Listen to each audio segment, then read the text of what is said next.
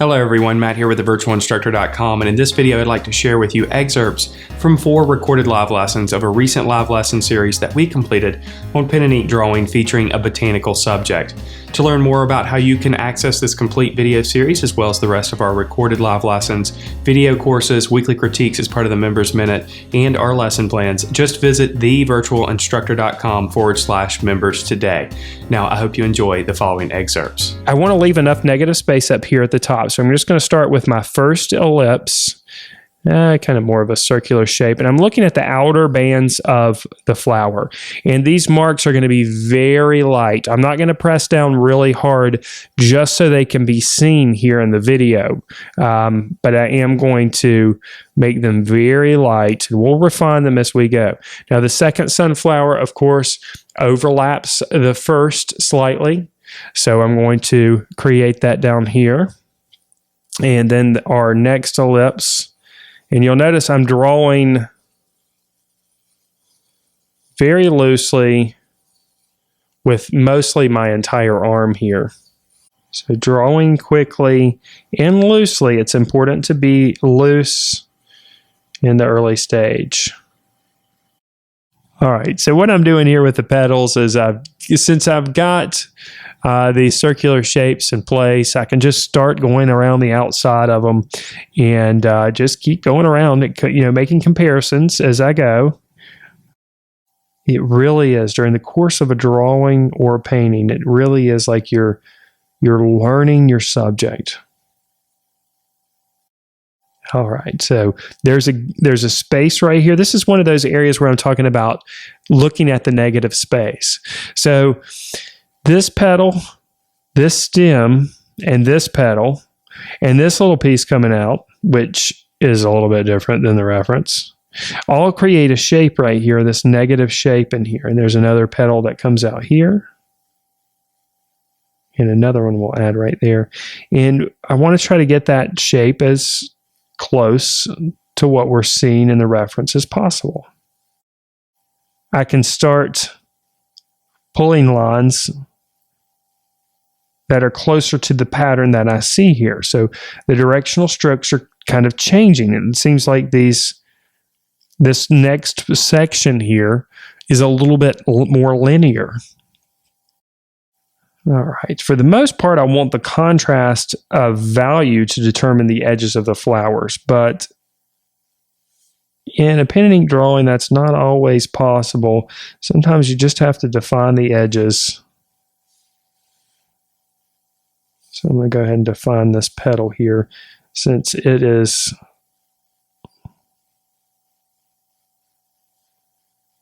close to where we're working down here. And perhaps you've noticed all 3 of the sunflowers have a little bit of variation in what's happening in the center portion of the flower. This flower seems like it's kind of maybe overall a middle value, if we kind of just simplify what we're looking at. Where the flower over here, which is off camera view right now, but that is definitely a darker one. So we'll need to make sure that we make the values darker in this one. Okay, now that we've got some of the textures around the outside, we can go back in and make the center portion a little bit darker. And this is real simple. I'm just going to go in and make small circular strokes, just like I've done around the outside. There's lots of overlapping that's happening here. And I'm trying to make sure that we've got a good indication of contrast here that differentiates each petal. Before we keep working even further over, we'll go ahead and do the petals underneath. Again, every time we're enhancing the outline or the outer line of the petal, I'm trying to stay on the right side of that petal. So every time I'm making the line a little bit thicker, for the most part, it's on the right side. Here's a case where we can put a little bit of a thicker line underneath the petal. But again, thinking about the light source originating from the upper left-hand corner, and then that's going to produce a slight shadow on the opposite side of that. Now, in the reference, this large one that I'm doing here is not quite as large, but We'll make it a little bit larger, exaggerate it a little bit. And you can see there's kind of a light line that goes right down through the middle, and there's light around the edge here too before it gets dark again. So let's go ahead and draw that next little piece next to it. So we'll try to capture that lighter line that goes right down the middle here. So I'm going to start by just basically deciding where it's going to be. And then we'll go right in with our directional strokes here.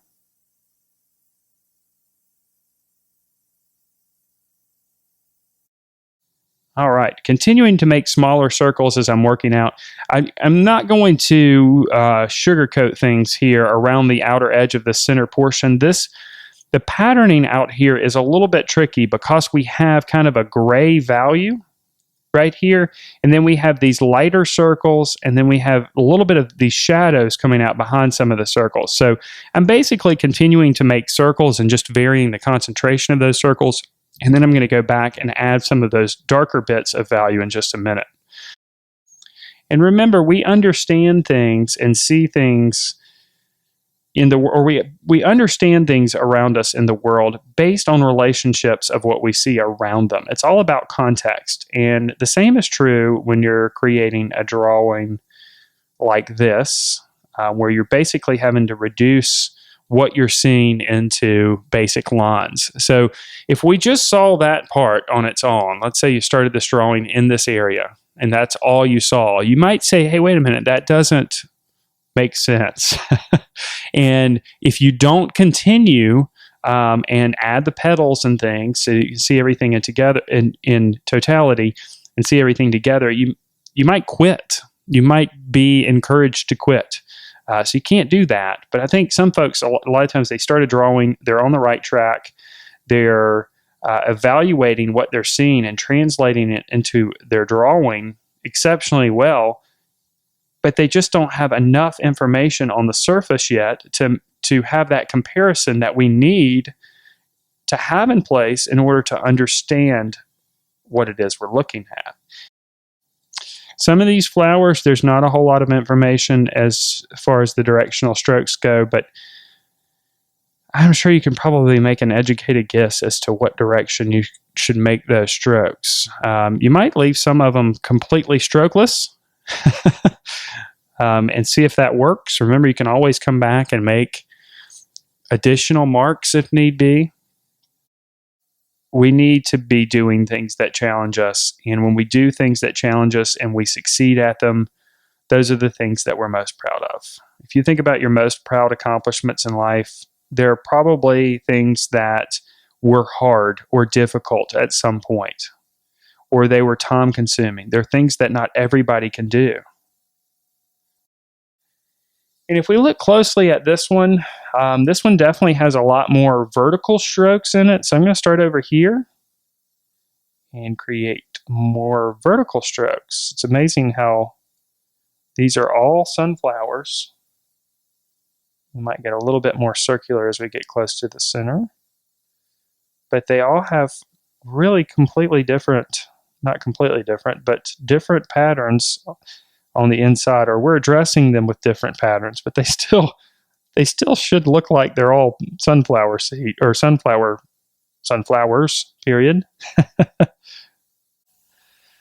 Okay, so this doesn't look anything like the leaf yet, but now we're going to go ahead and fill it in. Now, the leaf kind of extends outward this way and then downward. So that's kind of how I'm going to make my directional strokes, I believe. Actually, now I'm going to make my directional strokes flow out towards the outer edge of the leaf. And just so you know, this is kind of how I'm interpreting this as far as line goes. So basically interpreting this leaf with line. And everybody's going to have a different way that they interpret it with pen and ink. All right, I know that this section is relatively light in the reference, but I'm going to go ahead and add a little bit of shadow over here. Again, with just a few vertical marks, and we'll add a little bit of shadow underneath this part of the stem too. Again, with marks, lines that just kind of flow around the form. We can go back and make the line quality a little bit thicker on this side. That's the opposite from the light source. And there is a lighter line that goes right down the middle, a lighter vein. Okay, we'll start back here where the value is the darkest or darker. And again, pull strokes kind of around the form of the leaf. Okay, so I changed the directional strokes on this one. Again, just to kind of mimic what I was seeing on that particular leaf. I'm going to go back and make these values a little bit darker than what they are in the reference, just to kind of make this leaf feel like it's a little bit further in front of the viewer. And maybe somebody noticed that I did create a stroke that flowed with the contours, the cross contours this way first, and then changed my mind and went the other direction. So I'm going to kind of cover that up a little bit. All right, so I think that my decision to make the lines curve around the form this way is panning out pretty well. I really feel like we can feel the form. We can add a little bit more to it by making a few more lines in here and making the values just slightly darker. And that will make the leaf feel a little bit more like it goes down in towards the middle, towards that center vein. Now I know in the reference that this whole stem is pretty light in value, but we've got a pretty consistent light source coming from this direction. So it's not going to hurt to play up a little bit more of the shadow there on the right side. The last thing to do is to erase the pencil lines, and I kind of make it a rule of mine when I'm working with pen and ink to wait at least 10 minutes before I do any erasing. I think most of the ink is dry, but I know up here it's definitely dry. We haven't made any marks up here, so I'm just going to take the kneaded eraser here, and I'm just going to gently go over the top of the drawing. And now it might not seem like this is necessary, especially if you're watching this, especially since you're watching this on video, and you might miss out on some of those very faint, but still there, pencil lines. But erasing these pencil lines that are left make a huge difference in the final drawing. If you enjoyed this video, then I know that you'll enjoy being a member at thevirtualinstructor.com. Our comprehensive membership program includes video courses on drawing and painting, weekly live lessons, ebooks, lesson plans for teachers, weekly critiques, and much, much more. To learn more about our program, just visit thevirtualinstructor.com/members or click on the card in the upper right-hand corner. And if you want to check out 3 of our course modules for free, you can do so. Just click on the link on your screen now. And if you're watching this on YouTube, make sure that you subscribe to the channel. I look forward to seeing you in the next video.